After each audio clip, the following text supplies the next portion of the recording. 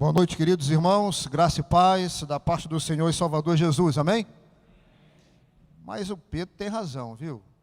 Acho que está um amém meio ainda devagar, né? Vamos tentar de novo? Graça e paz, irmãos, da parte do Senhor, amém?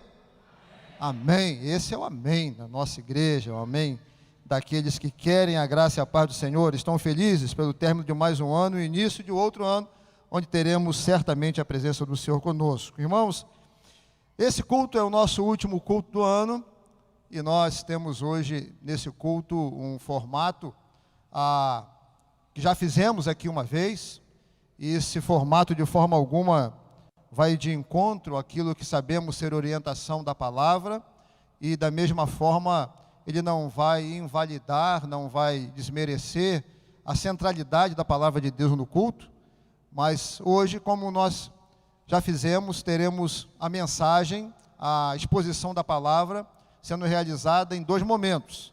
Então, nesse primeiro momento, teremos uma porção da palavra de uma forma mais restrita e posteriori, o reverendo Jefferson também irá trazer uma exposição da palavra de Deus para nós nessa noite. Lembrando que nada disso foge à liturgia bíblica e nem desmerece a centralidade do culto que é o Senhor Jesus e a sua palavra. Para que os irmãos fiquem todos muito tranquilos, pois iremos assim fazer nessa noite. Abra sua Bíblia, por favor. Salmos de número 90, apenas o verso 12. Salmo 90, versículo 12. Iremos trabalhar com os irmãos essa noite, com a graça de Deus, na direção do Espírito, apenas este verso. Salmo 90, verso 12. Está escrito assim: ensina-nos a contar os nossos dias, para que alcancemos coração sábio. Vamos orar? Senhor, nós te agradecemos mais uma vez pelo privilégio de estarmos na tua casa nessa noite. Muito obrigado. Obrigado, meu Deus, porque desejamos prestar um culto que lhe seja agradável, temos a certeza que assim estamos fazendo, pois estamos buscando a fidelidade à tua palavra e a dependência total do Senhor na condução desse culto através do teu Espírito. E queremos, ó Deus, que o Senhor nos ajude agora de uma maneira toda especial, quando a tua palavra foi lida, irá ser explanada, que o mestre dos mestres, o Espírito do Senhor, possa falar aos nossos corações, que seja algo muito edificante para a tua igreja, que seja algo muito relevante para nossas vidas, e que seja este o momento em reconhecermos hoje e para sempre que toda honra, toda glória, louvor e aleluias e ações de graças sejam dados ao Senhor. Nós oramos e nós te agradecemos em nome de Cristo Jesus. Amém. Amém. Irmãos, é bem certo que em alguns lugares do mundo a virada do ano, já aconteceu, e sabemos que em muitas culturas, não importa como elas sejam, o coração do homem, aonde ele estiver, é um coração repleto de ansiedade, ou de anseios, de desejos. Certamente, hoje, teremos, talvez de uma forma mais diminuta, por conta do momento que estamos passando, as pessoas que estarão ali em Copacabana, ou na beira do mar, fazendo as suas oferendas, no anseio de receber algo, do Deus ao qual ela possa depositar a sua confiança. Bem certo, teremos também pessoas que irão a algum lugar para fazer alguma promessa, na expectativa de retornar no final do próximo ano para pagar essa promessa. Teremos pessoas jogando moedas em alguma fonte ou alguns rios, que é onde ali há uma situação histórica, há uma fábula ou uma crença de que ao fazer isso você irá alcançar um bem, um anseio que você quer, você precisa. Certo é que diante das culturas que nós temos, diante da própria relação do nosso país, de forma geográfica ou cultural, o coração do homem tem anseios e ele tenta alcançar esses anseios através das suas ações. E não é nada incomum que na virada do ano, de cada ano que passa, vemos essas expressões de pessoas que com anseio procuram saciar as suas necessidades. Há pessoas que se encontraram com Jesus, como aquele homem que construía e construía os seus lugares, os seus galpões.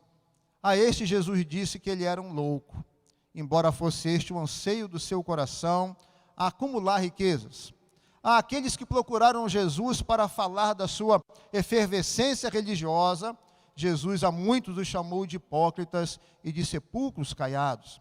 Aqueles que queriam muito anseio que coisas acontecessem no seu meio familiar, Jesus disse: cuidado, porque exatamente na família onde você terá os seus maiores ou os seus primeiros inimigos. Em cada área da nossa vida que ansiamos coisas, nós temos sempre algo a pensar e a levar em conta.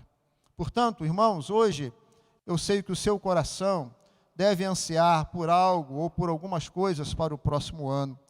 Que Deus possa ser gracioso para te abençoar. Mas será que a palavra de Deus não tem para nós uma orientação segura, uma orientação a fim de que possamos entrar esse ano buscando algo que realmente vale a pena e que vai nos ajudar a viver melhor para nós, para a glória de Deus, para a sociedade onde nós estamos inseridos? Será que a Bíblia não pode nos orientar no sentido de buscarmos algo realmente sublime para a nossa caminhada? É isso que eu quero ver com os irmãos hoje, na leitura do Salmo 90, a partir do verso 12. Este salmo é o único de autoria de Moisés.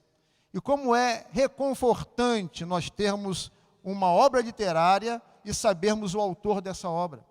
Por quê? Porque nós podemos associar a pessoa à obra. E não apenas ler a literatura que foi conferida sem o perfil do seu autor. Moisés, como sabemos, foi criado em uma sociedade que era mais evoluída na sua época. Ele foi criado na cultura egípcia. E como se não bastasse, ele não foi criado como um homem qualquer. Ele era simplesmente o neto de Faraó. E lendo um pouco sobre a cultura egípcia e a forma como os filhos eram educados, aprendi que a corte, a descendência de Faraó, eles não precisavam frequentar escolas como nossos filhos, mas os melhores mestres iam até a corte para ensinar aos descendentes de Faraó. Certamente Moisés teve os melhores mestres, os mais preparados para educá-lo naquela cultura que era a maior da sua época. Posteriormente, Moisés vai sair do Egito e vai aprender numa outra escola.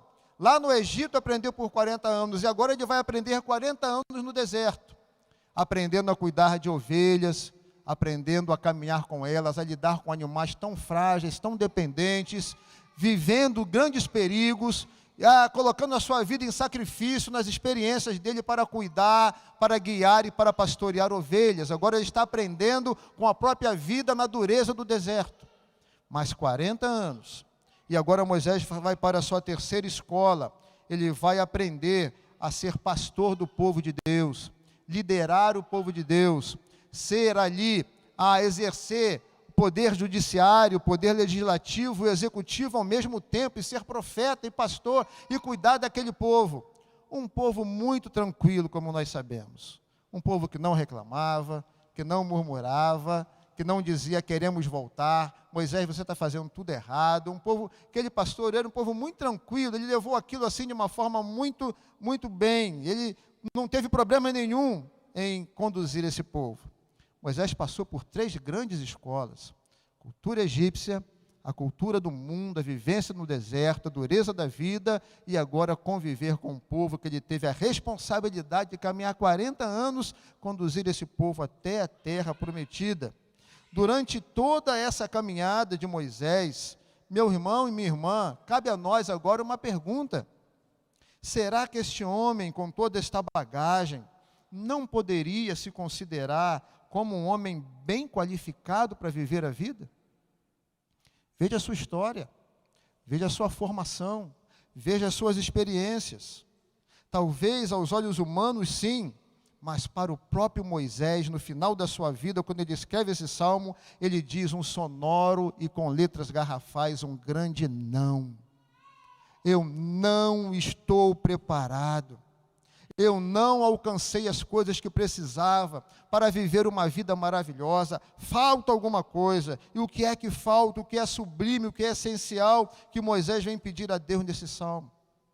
Versículo 12: ensina-nos a contar os nossos dias, para que alcancemos um coração sábio. Não é oportuno para nós, nessa data de 31 de dezembro, na virada do ano, fazermos a mesma oração? Quando nós olhamos para trás e percebemos que este ano que finda poderia ter sido muito melhor, apesar de todas as coisas, se nós tivéssemos um pouquinho mais desse dom, esse dom da sabedoria. Quantas decisões, quantas palavras, quantas omissões, quantas coisas que realizamos ou que não realizamos, e agora nós olhamos e pensamos, poderia ter sido melhor, mas não foi, porque nos faltou sabedoria. Exatamente nesse momento, reconhecemos como ela nos faz falta, como ela é cara, como a sabedoria tem um valor que não se pode medir. Sem dúvida, ela precisa estar presente na nossa espiritualidade, nas nossas relações familiares, nas nossas relações com o povo de Deus, nas nossas relações com os nossos amigos, nas relações amorosas e na relação conosco mesmo. Esse dom precisa ser para nós algo que não podemos negociar. Nós precisamos olhar para Moisés e sentir a mesma coisa. Nós precisamos de sabedoria. Você consegue perceber isso, meu irmão, minha irmã? Se desejamos levar esse tema a sério, vamos então deixar a nossa Bíblia aberta, no Salmo 90, verso 12, e ver como é que Moisés caminha nessa direção. Ensina-nos a contar os nossos dias para encontrarmos um coração sábio. Em primeiro lugar, de forma bem objetiva, lugar coloca alguém como o seu fiel ensinador. Moisés teve os melhores mestres da sua época, na sua formação, lá no berço com o faraó. Moisés teve também as melhores e mais duras experiências e vivências, conduzindo as ovelhas no deserto. Posteriormente, Moisés teve duras lições e um grande aprendizado, ajudado pelo seu sogro Jetro, a liderar, a conduzir e ensinar esse povo, a caminhar com Deus e até chegar à terra prometida. Moisés tinha algo maravilhoso na sua formação. Mas como um aluno que se assenta nos primeiros bancos da sala de aula, aquele aluno que se assenta nos primeiros bancos de uma faculdade, aquele aluno que não pisca os olhos, que não quer se distrair, que grava tudo, que escreve tudo, que olha para o professor, os olhos brilham, ele quer aprender, ele quer construir para ele um conhecimento além. Assim Moisés sabia que todo o seu conhecimento e experiência de vida não poderiam levá-lo e não levaram a um lugar que só Deus pode levar. E esse lugar é sabedoria que vem do Senhor. Nós podemos, irmãos, com a nossa vida aprender muitas coisas. Podemos ficar inteligentes, podemos buscar entendimento, podemos aprender muitas coisas nessa vida. Mas só alguém, uma pessoa, pode dar a você e a mim a sabedoria necessária para vivermos uma vida muito melhor. E Moisés descobre que essa pessoa é Deus. Por isso ele diz: ensina-me, Senhor.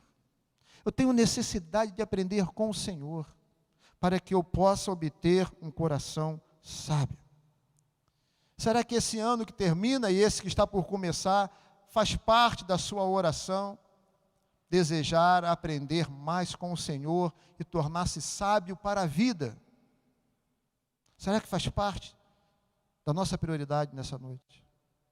Em segundo lugar, ele pede a Deus que ensine a contar os dias. Isso para mim, há muito tempo, e até hoje, parece meio enigmático, parece meio abstrato, parece algo filosófico.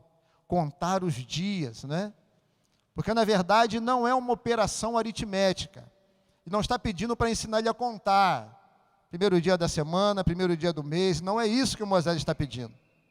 Na verdade, ele está pedindo algo que vai muito, muito, muito além, porque foi ele mesmo que instituiu o calendário judaico, ele mesmo que instituiu as festas judaicas. Então, contar os dias não tem nada a ver com a contagem numérica do tempo.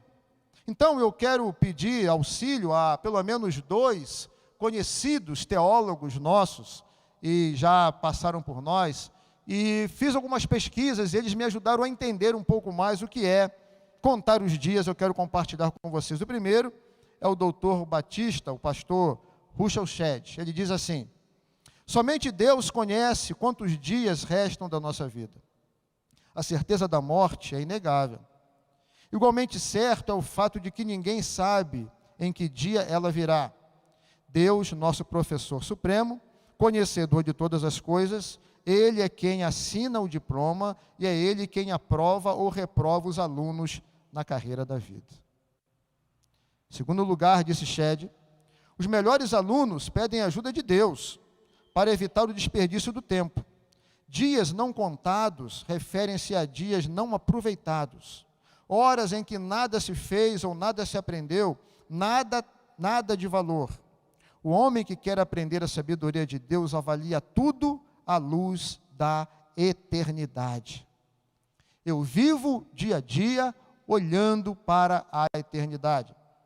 Em terceiro lugar, disse Shedd, o objetivo das lições de Deus visa alcançar um coração sábio. Ele mostra o caminho e motiva seus servos a progredir nessa direção. Revelou sua infalível palavra para ser luz e lâmpada para os pés dos que andam nos caminhos sinuosos desse mundo. Ou seja, a palavra de Deus é um bom guia para buscarmos uma vida que é vivida com sabedoria. Em quarto lugar, indagaremos sobre o que quer dizer coração sábio através das palavras de Paulo aos Colossenses, capítulo 1, versos 9 e 10, que eu vou ler aqui agora. O que é também andar em sabedoria, segundo Paulo. Por esta razão, também nós, desde o dia em que o ouvimos, não cessamos de orar por vós e de partir e de pedir que transbordeis de pleno conhecimento da sua vontade, em toda a sabedoria e entendimento espiritual, a fim de viverdes de modo digno do Senhor, para o seu inteiro agrado, frutificando em toda boa obra e crescendo no pleno conhecimento de Deus.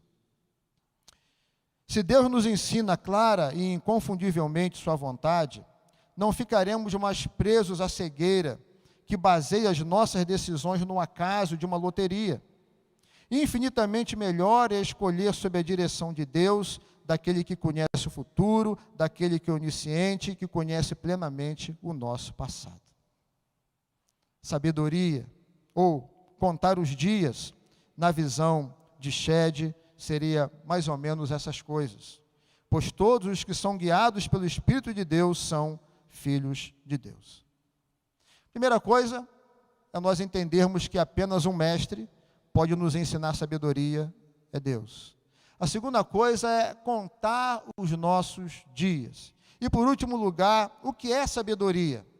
Algo que nós tanto almejamos e precisamos. Sproul disse assim, sabedoria não é somente conhecimento, porém saber como, ou seja, algo que você tem que capacita você a realizar, a fazer, a contribuir. Sabedoria de Deus lhe possibilita saber como fazer as coisas. Sabedoria que implica na habilidade em formular um plano e realizá-lo da melhor forma e mais efetiva. Por exemplo, Bezalel foi um artesão, um homem com uma incrível sabedoria na arte de fazer móveis. Josué recebeu sabedoria para liderar a nação. E Salomão pediu sabedoria para guiar a nação de Israel. Sabedoria também nos fala da inteligência, que enxerga bem, além do horizonte dessa vida, com curta e também segura. Olhamos mais à frente. E por último, William Barclay diz, os sábios judeus sempre estiveram de acordo em que a verdadeira sabedoria vem do alto.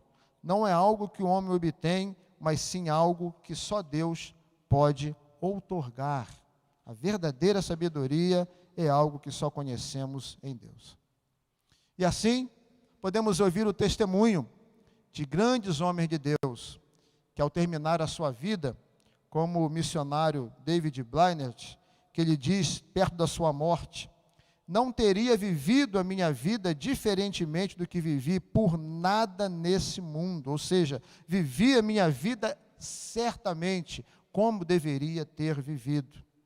Ele consegue falar isso porque viveu buscando sempre a sabedoria que vem do alto. Sabedoria é a habilidade de antecipar as consequências para agir de maneira certa. E se errar, a capacidade de identificar seus erros e corrigi-los. E se não der para corrigir, procurar a cura antes que venha o pior. Precisamos viver o nosso tempo com sabedoria para saber aproveitar todas as oportunidades desse novo ano que está se abrindo para todos nós. Vivendo assim, certamente, viveremos melhor em todos os lugares onde nós estamos localizados. Seja para nós, seja para a família, seja para Deus, para a igreja, para a sociedade. O anelo de Moisés também deve ser o nosso. Ensina-nos a contar os nossos dias para que alcancemos um coração sábio. Termino com Provérbios 2, de 1 a 10. Filho meu, se aceitares as minhas palavras e esconderes contigo os meus mandamentos, para fazeres atento à sabedoria, o teu ouvido, e para inclinares ao coração ao entendimento, e se clamares por inteligência, por entendimento, alçares a voz, e se buscares a sabedoria, como a prata e como tesouros escondidos, a procurares, então entenderás o temor do Senhor e acharás o conhecimento de Deus.